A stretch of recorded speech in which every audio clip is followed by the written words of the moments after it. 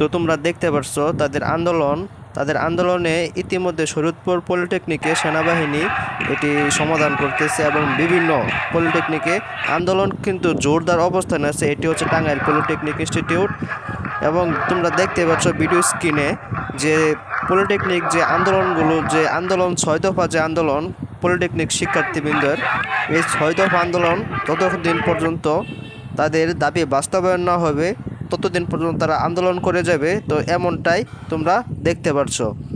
বাংলাদেশের প্রত্যেকটি পলিটেকনিক থেকে মানববন্ধন এবং শান্তিপূর্ণ কর্মসূচি পালন করা হচ্ছে এবং তা অব্যাহত থাকবে।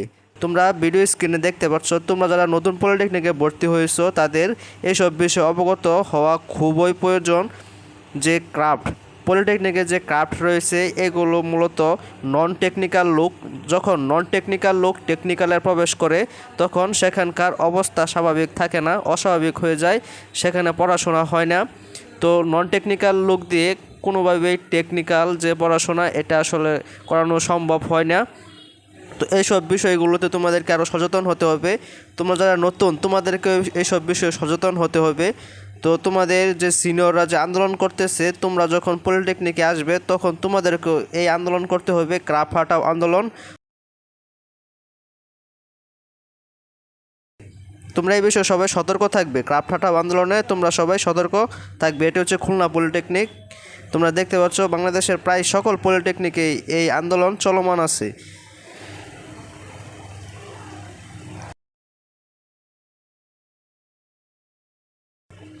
এটা হচ্ছে মূলত Narsingdi polytechnic institute, non technical craft হাটাও কারিগরি শিক্ষা বাঁচাও ময়মনসিংহ পলিটেকনিক ইনস্টিটিউট।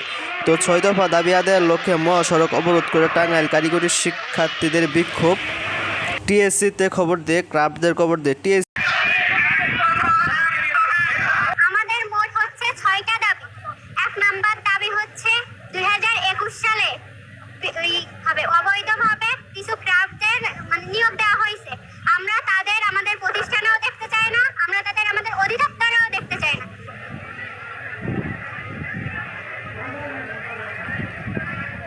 কিছু টিচাররা 2021 সালে যারা হচ্ছে জেনারেল থেকে আসা, তো তারা হচ্ছে বিতর্কিত একটা নিয়োগের মাধ্যমে আসছে। তারা এখন হুট করে জুনিয়র ইনস্ট্রাক্টর নামের একটা পদে 50% রিড করে তারা এখন পদোন্নতি চাচ্ছে।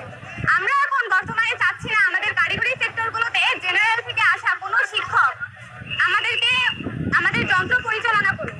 এবং তারা যেহেতু 2021 সালে একটা বিতর্কিত নিয়োগের মাধ্যমে আসছে, তো আমরা আমাদের ইনস্টিটিউট থেকে তাদেরকে এখন অপসারণ করতে চাচ্ছি। আর তারা আমাদের নামে একটা মিথ্যা বানোয়াট মামলা দিয়েছে যে আমরা তাদেরকে অপমানিত করেছি, লাঞ্ছিত করেছি। এই মামলাটা প্রত্যাহার করতে হবে। এই ভিডিওটি তুমি তোমার বন্ধুদের সাথে শেয়ার করে তুমি তোমার বন্ধুকে সতর্ক করে দাও। পলিটেকনিক ইনস্টিটিউটে ক্রাফটদের বিরুদ্ধে সবাইকে রুখে দাঁড়াতে হবে এবং ক্রাফটদের চিরতরে পলিটেকনিকে নিষিদ্ধ করতে হবে।